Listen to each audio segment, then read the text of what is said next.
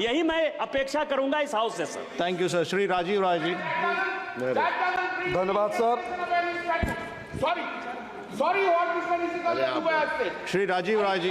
धन्यवाद sir. I have given permission to Sri Rajiv Rai ji. No, please. I have not given permission to you. It has nothing to do. Kalyan Banerjee ji. It has to be interpreted within the line. Rajiv Rai ji, आप बोलिए। आप बोलिए। आप बोलिए। धन्यवाद sir, आपने हमें मौका दिया। मैं अपने राष्ट्रीय नेतृत्व का आभारी हूँ कि राष्ट्रीय नेतृत्व ने मुझे कहा बोलने के लिए।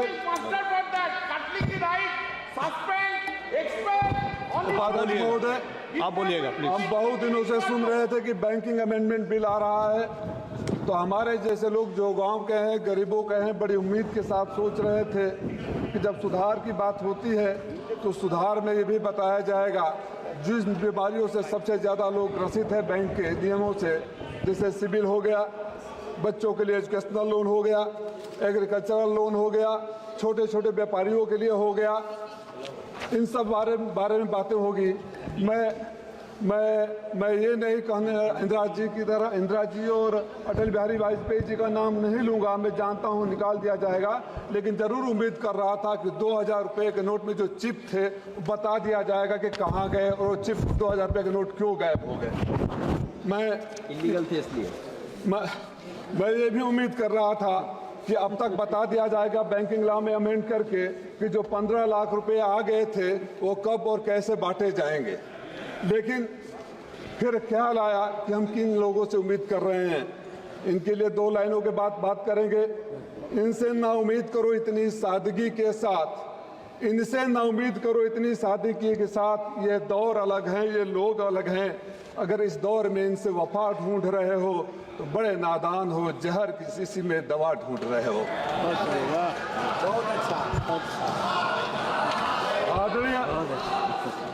आदरणीय उपसभापति महोदय, हमारे मित्र डॉक्टर संबित पात्रा गोलगप्पे खाए, पेटीएम से पैसे पे कर दिए। 2%, 1-1.5% के हिसाब से कितना पैसा कहाँ चला गया।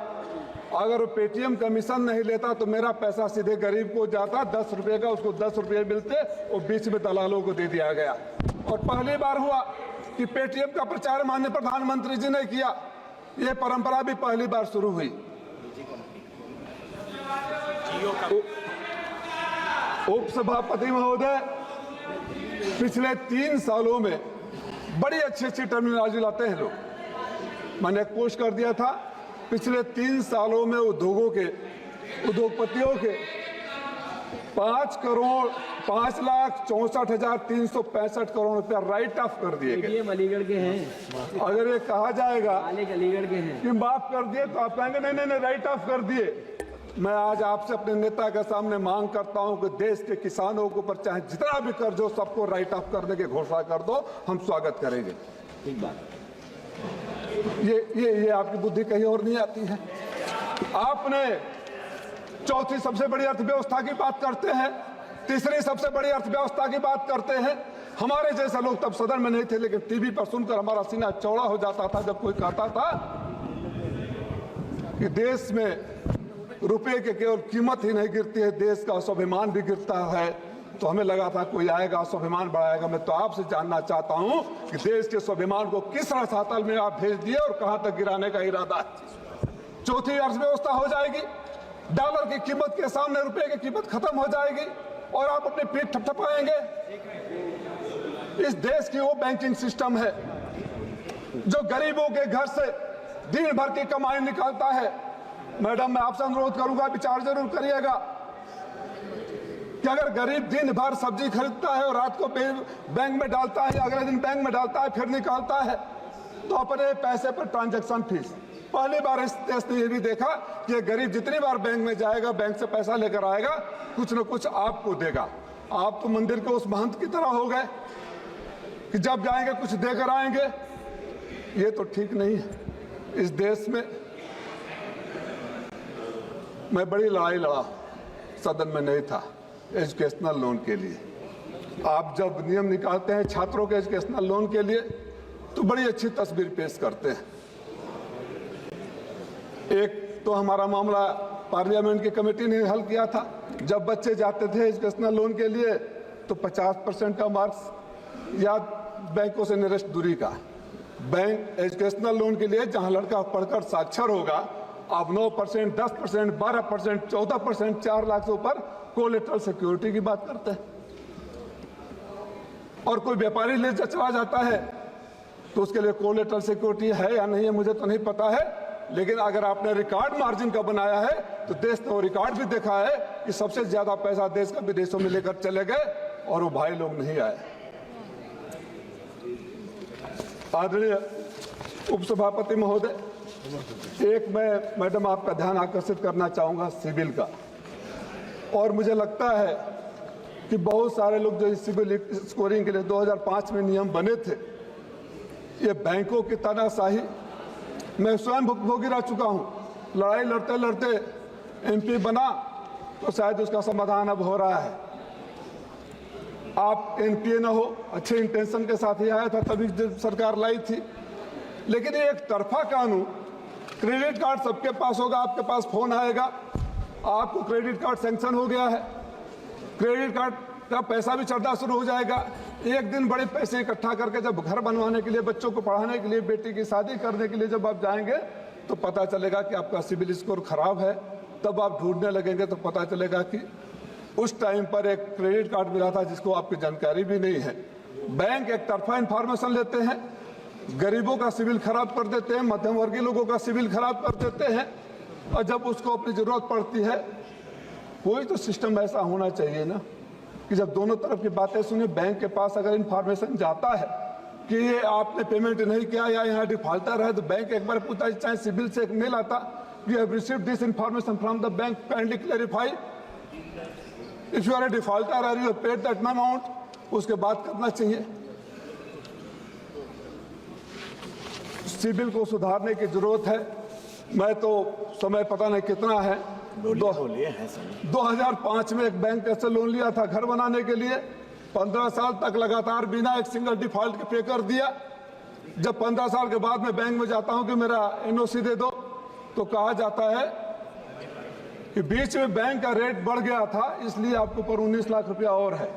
उसी अकाउंट में मेरे पैसे, वहीं मेरे सारे अकाउंट स्कूल कॉलेज हो गए, न कहीं एक कम्युनिकेशन मेरे पास आया, न कोई मेल आया। ऑटो डेबिट कर सकते थे, हमको रिमाइंड करा सकते थे, और मैं आपको भी मंत्री जी लिखा, और दुख के साथ कहूंगा कि आपने उस पत्र का जवाब भी नहीं दिया, समाधान तो दूर की बात है। शेम। मैंने आपको लिखा था, और कहेंगे तो लेटर का डेट भी मैं आपके सामने समक्ष रख दूंगा। मैं 3-4 बातों की तरफ और ध्यान देना चाहूंगा संशोधन करने रिकमेंडेशन के लिए। एजुकेशनल लोन, आज के जो बच्चों की पढ़ाई पर खर्च आ रहा है उसके ध्यान में रखते हुए 20 लाख रुपए तक का लोन ब्याज मुक्त करने की घोषणा सरकार को करनी चाहिए, अगर सरकार सही में उस दिशा में है। डिजिटल करेंसी की बातें होती है, अब तो घर में बैठे बैठे बैंक में पैसा रखने में भी डर लगता है। एक फोन आएगा, फोन की बातें कर रहे थे जब हम और आप सब पैदा नहीं हुए थे, जो व्यक्ति यहाँ नहीं है, और डिजिटल अरेस्ट, पैसा चला जाता है। ये आप ही के टेक्नोलॉजी की देन है ना। नंबर 1 फ्रॉड यूपी में हो रहा है। सबसे ज्यादा फ्रॉड हमारे यूपी में है। लाकरों में नॉमिनी का नाम बढ़ा दिया। क्या बताने का कष्ट करेंगे इस सदन को कि अगर मेरे लाकर में करोड़ों रुपया है और चोरी हो गए या गायब हो गए तो बैंक की लायबिलिटी कितने की बनती है। जहां तक मेरी जानकारी है, बैंक की कोई लायबिलिटी नहीं है। 1 लाख रुपया तक यूपी में 37 लाख से एक साथ चोरी हो गए थे। कानपुर में लॉकर चोरी, गाजियाबाद में लॉकर चोरी हुई। कानपुर में हुए, गाजियाबाद में हुए, आंध्रा में हुए, कुर्ग में हुए। कितना आप निकालेंगे तो आपके पास लिस्ट आ जाएगा। लाकर में आदमी मेहनत का पैसा ले जाकर रखता है, आप फीस लेते हैं, लेकिन पैसा गायब हो गया तो कोई जिम्मेदारी नहीं। साइबर फ्रॉड के ऊपर आप कानून बनाते हैं, व्याख्यान देते हैं, लेक्चर देते हैं, मैसेजिंग होती है, लेकिन हर रोज लोगों का पैसा लूटा जाता है। मैं गरीब व्यापारियों के लिए जो कर्ज दिए जाते हैं उनको मैं 20 लाख रुपया, शिक्षा लोन पर मैं 20 लाख रुपया, और किसानों का फिर मैं मांग करूंगा। अगर बैंकिंग रिफॉर्म करना है तो जो आपके मित्र चले गए हैं बाहर, जो इस देश के तथाकथित उद्योगपति चले गए हैं, जिन बातों को कहकर आप सरकार में आए थे, अपने उन पुराने वीडियो को देख लीजिए, अपने पुराने भाषणों को देख लीजिए, उस पर अमल लाइए। और देश के किसान जो भी बॉर्डर पर तरस रहे हैं, भीतर आने के लिए आत्महत्या कर रहे हैं, बच्चे आत्महत्या कर रहे हैं, बेरोजगारी बढ़ रही है, उस पर ध्यान दीजिए, तब बैंकिंग रिफॉर्म होगा। गरीबों का पैसा अपने बैंक में डाल देने से रिफॉर्म नहीं होता है। उस रिफॉर्म का कोई मतलब नहीं है कि आप चौथी अर्थव्यवस्था बन जाइए और एशिया की सबसे कमजोर करेंसी का नाम भारतीय रुपया हो जाए। इन सब तो जा रहे हैं। नहीं कोई बात नहीं, को बोलना है। क्या खत्म करो। एक खजांची का जन्मदिन होता है। बोले खजांची बैंक में जो पैदा हुआ उसका जन्म। और हमारे लिए आपकी नोटबंदी, हमारे लिए उस देश के लिए उस नोटबंदी, जो नोट अपने पैसे के लिए बैंक के लाइन में जो माँ लगी थी, हम माँ लगी थी, और जब बच्चा पैदा हो गया, उस खजांची का जन्मदिन हमारे राष्ट्राध्यक्ष मनाकर आपको याद दिलाते रहते हैं कि नोटबंदी नहीं था। सही कहा गोगोई जी ने, आप तब ठेंगा दिखा रहे थे, आपके लिए अट्टहास का विषय था, आपके लिए गर्व का विषय था। अगर प्रधानमंत्री जी कहे होते कि पैसे तो बैंकों से ले लिए लेकिन मैं विदेश जाने नहीं दिया, तब हम सब ताली बजाए होते। लेकिन प्रधानमंत्री जी खुश थे कि गरीबों के घर में शादी है, बैंक में पैसे नहीं है। तो उन सब पुरानी बातों को सीखते हुए संशोधन की जो बात करते हैं, तो कॉस्मेटिक चेंजेस नहीं होने चाहिए, सही संशोधन होने चाहिए। इस उम्मीद और विश्वास के साथ कि संशोधन गरीबों के लिए होना चाहिए, संशोधन किसानों के लिए होना चाहिए, संशोधन छात्रों के लिए होना चाहिए, तब तो संशोधन की बात बनती है, नहीं तो बात बेमानी होगी। आपने मौका दिया, धन्यवाद। धन्यवाद। माननीय श्री कल्याण बनर्जी जी। सब